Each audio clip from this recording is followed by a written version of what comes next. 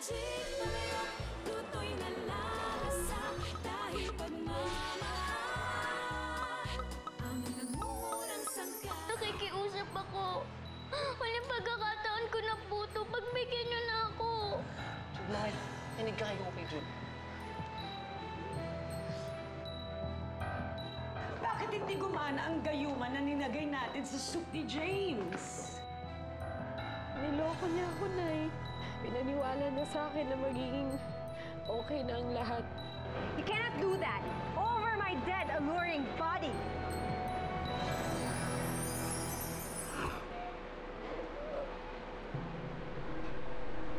Tayo na, okay? Halika na.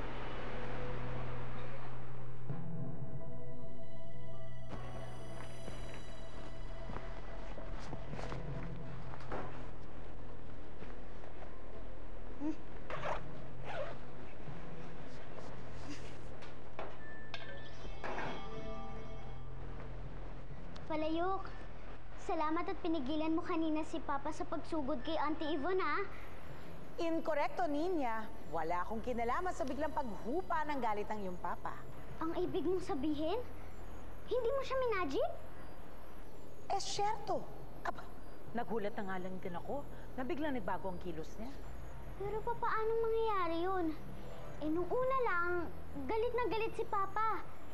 Tapos nung makita niya si Auntie Natasha, parang bigla na lang nawala yung galit niya. Ninya, anong iniisip mo? Naaalala ko lang kasi yung mukha ni Papa nung makita niya si Auntie Natasha. Hindi ko ma-explain. Pero parang may kakaiba sa mata niya. Parang may mali.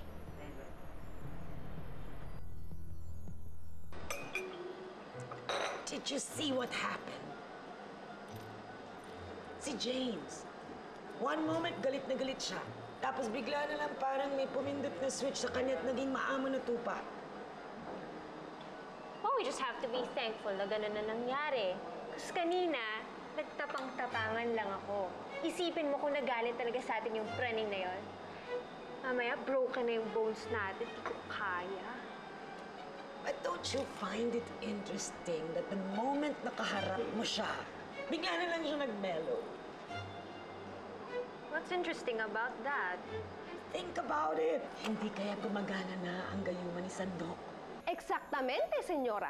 Ano pa bang mas mabuting eksplanasyon kung hindi nahuhumaling na ang tatay ni Cookie kay senyora Natasha? Ha! Iisang paraan lang para makasiguro tayo. Papa! Ako, ayan na naman yan. Paano mo ba natutunan tong paborito ka na? Maliit pa lang po ako. Sinasama na ako ni Mama sa kusina kapag magluluto siya. Itinuro na po sa akin yung special niya ng adobong manok na may kamote. Kasi daw po paborito niya yun eh. Alam mo, nung una kong matikman yan, bilib na bilib ako. Kuhang-kuha mo yung timpla ng mama mo eh. Kasi po mana ako kay Mama. Oo nga. Kain na tayo. Excuse me po, Sir James. Oh. May bisita po kayo. Marami na akong pinapapuntang tao. Sino daw? Hello.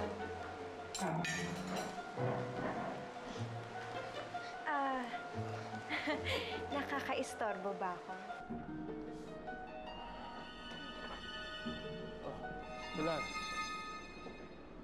Jude, akala ko nakaalis ka na. Bakit? Iniiwasan mo ba na mag-abot tayo? Kinuha ko lang yung mga gamit ko, hindi rin naman ako magtatagal dito eh. So, iiwan mo na nga talaga yung restaurant? Jude, kasi hindi rin naman magiging maayos yung trabaho ko dahil sa sitwasyon natin eh. Kaya mas mabuti siguro para sa ating dalawa kung aalis na lang ako. Sige. Kung yun ang gusto mo, ikaw bahala. Are you ready to go, Pilar? Oo, Nico. Konti lang naman yung mga gamit ko. Okay.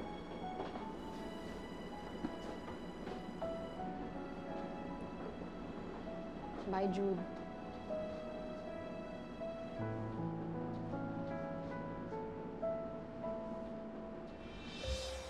Auntie, ano pong ginagawa niyo dito?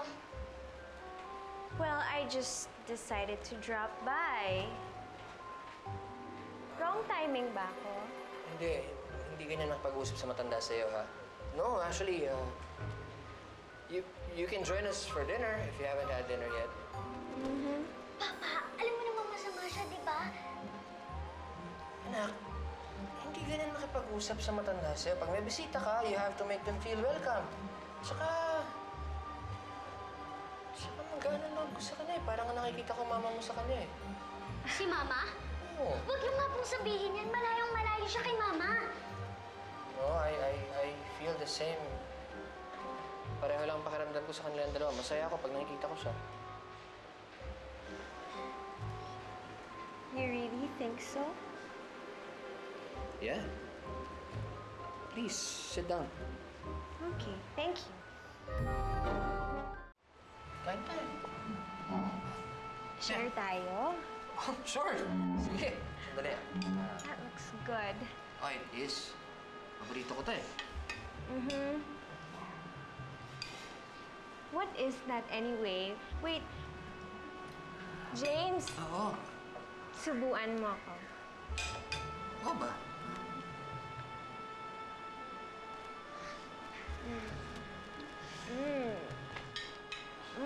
This is amazing. Di ba? Sarap, di ba? I do not eat meat, but that dish is incredible. Just like you. Cookie, ikaw ba ang nagluto niyan? Masarap ah. Anong spices yung nilagay mo dyan? Cookie, kinakausap ka ng auntie mo. Suka at toyo lang po. Kasi adobo lang naman po yan eh.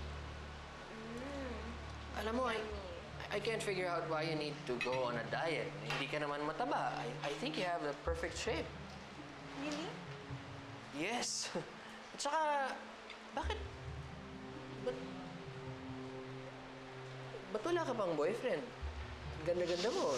You're so sexy. Tapos, matalino ka. Kasi masama naman po ang ugali. I will tell you a secret.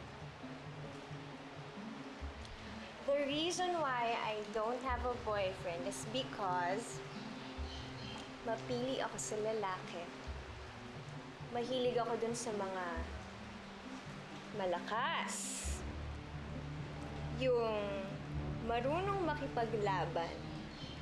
Yung safe ako pag kasama ko siya. Ganun. Parang may kilala akong nag-fit dun sa description mo. Well, can you tell this person that I'm interested in him? And gusto ko pa siyang makilala ng lubusan. Pwede ba yun? Sige, sabihin natin. Great! You haven't said a word since we left the restaurant. Okay ka lang ba? Oo naman. Bakit naman ako hindi magiging okay? Baka may masamang sinabi sa si Jude na kanina nung nakita kayo. Ayos naman ang pag-uusap namin ni Jude. Sinabi ko sa kanya na hindi na ako magtatrabaho sa restaurant. Yeah, I'm surprised he let you go so easy. Sigurado naman ako na expected niya na rin naman na sasabihin ko yun eh. Talubusad na yung annulment case namin. Sure ka na ba sa desisyon mo? Gusto mo nang iwalayin si Jude? Oo. This time, sigurado na talaga. Thank you so much. I really appreciate this. Thank you for dinner. It was wonderful. I had fun. Let's do this again. Well, if you're not doing anything tomorrow, do you want to go out with me to dinner? Dadalhin kita dun sa napakasarap na restaurant. Sige, let's go. Well, it's a date then. I guess it is. So, I'll see you tomorrow. Okay. Bye, Cookie My. Thank you. And goodbye. Bye.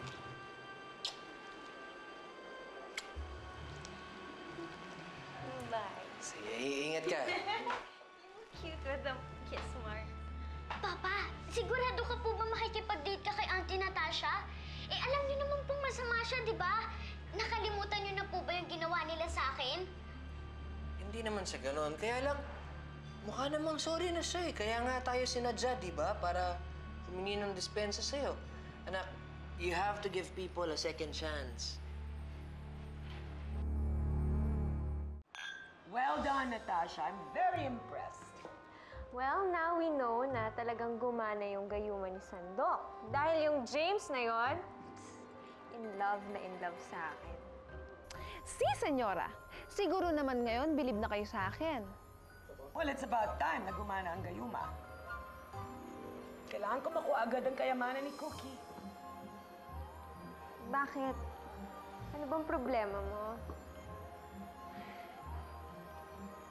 Malaki kasi natalo ko sa casino at pinagpipiestahan na ako ng mga loan sharks and they all want a piece of me. At pag hindi ako makabayad, baka kung ano na lang ang gawin nila sa akin. OMG. That's really scary. I know. But it's your fault. But you're my only hope, Natasha. Ikaw na lang. You see, don't you see? Now that James is in love with you, samantalahin mo ng pagkakataon at huwag mo na siyang pakawalan, okay? We have to get Cookie's kayamanan once and for all. Palayok, hindi ko talaga maintindihan kung bakit nagkakaganon si Papa. Bakit kaya biglang nagbago yung tingin niya? Ke barbaridad, Ninya. Hindi ko nga alam. Parang napakabilis naman ng papa mong patawarin ng tiya Natasha mo. Baka kaya may kinalaman yung magic soup na niluto natin, Palayok. Baka naman may side effects yun sa kanya. No, Ninya. Imposible. Muy perfecto ang timpla ko sa sabaw na yon. Pero Palayok, iba na talaga yung kutob ko eh. Bakit kaya paniwalang-paniwala siya kay Auntie Natasha na mabait yun? Terrible. Terrible talaga yung tiya Natasha mo. Terrible. Napakagaling niya magpanggap. Hindi sila pwedeng magkalapit ni Papa. Kailangan ko malayo si Papa kay Auntie Natasha. Anong balak mo, Ninya? Tito Jude! Oh, Cookie, Tito bakit? Jude, kailangan ko po yung tulong niyo. Ha? Bakit? Ano nangyari? Si Papa po kasi. Ha? Ano problema kay Kuya? Sinusumpong na naman ba siya? Hindi po yan, Tito Jude. Nagpunta po kasi dito kagabi si Auntie Natasha.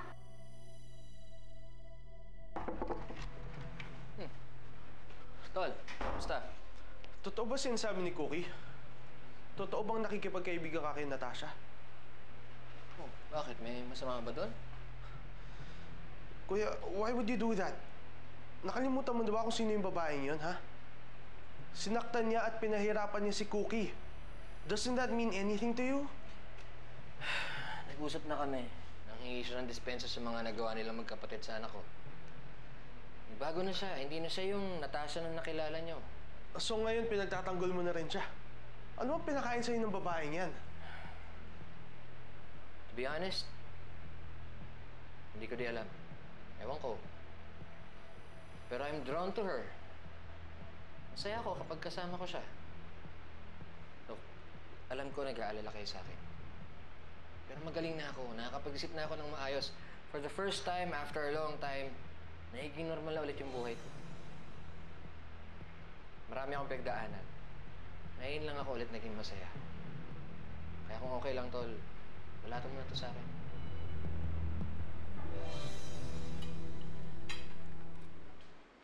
Bakit eh? Ba't hindi ka kumakain? Hihintayin ko na lang po si Papa para po sabay kami kumain. Nasaan ba si James? Good morning! Kain na! Kuya, breakfast, ha? Hindi, sige. Mamaya na lang. After mag-jogging namin, tsaka ako mag-breakfast. Mami? Opo. Ba't sino ba kasama mo? Good morning, everyone! Ah, sige. See you later. Wait lang. Sige, sige. Cookie? Tara, let's go jogging! Natasha, I don't know what kind of game you're playing here, pero kung sa tingin mong mauuto mo at mapapaikot mo ang kapatid ko, you better think again. I'm not playing.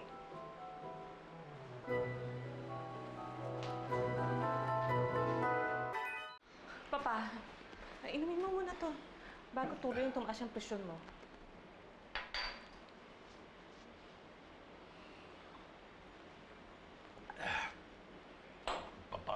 kasalanan. Kapal na mukha. Pero tapak pa naman sa akin pamamahay.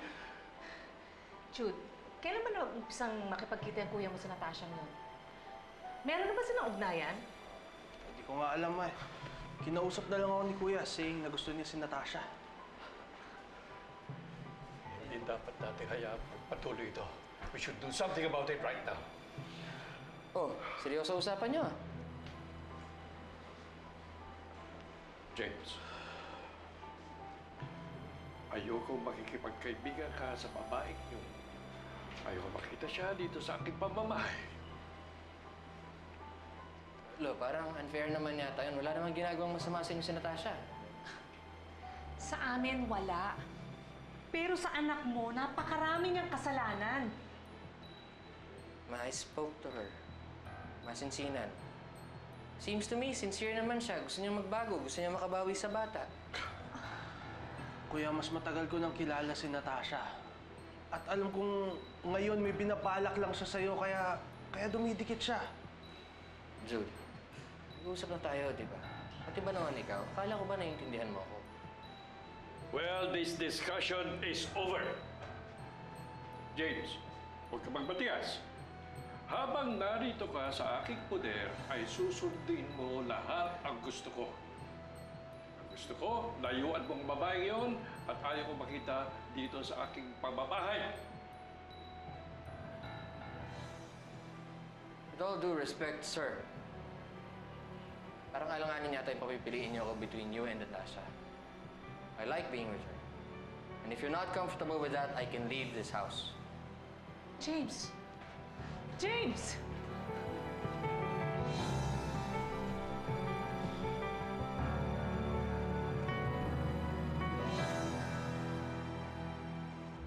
Kailangan magsuot ka ng isang damit na magpapaluwa ng mata ni James. Well, that's going to be easy. I look gorgeous whatever I wear anyway. Too true. That's perfect! Tignan lang natin kung hindi maglaway si James sa suot mong yan. Ay, nako sis, you owe me big time for this. If you weren't in trouble because of those loan sharks na kumukuha lahat ng gamit mo, my God, hindi ko pagtitiisan si James. Ngayon mo lang naman gagawin to eh. Pag oras na mahawakan mo na sila si James, then you can do anything you want. Pwede mo nang ilabas ang totoo mong kulay. And Cookie and Jude won't have anything to do about it.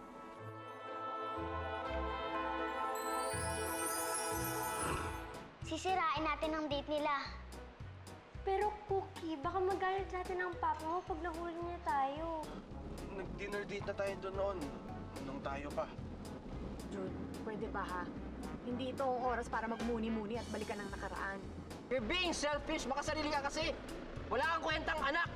Napakawalang iya mong bata.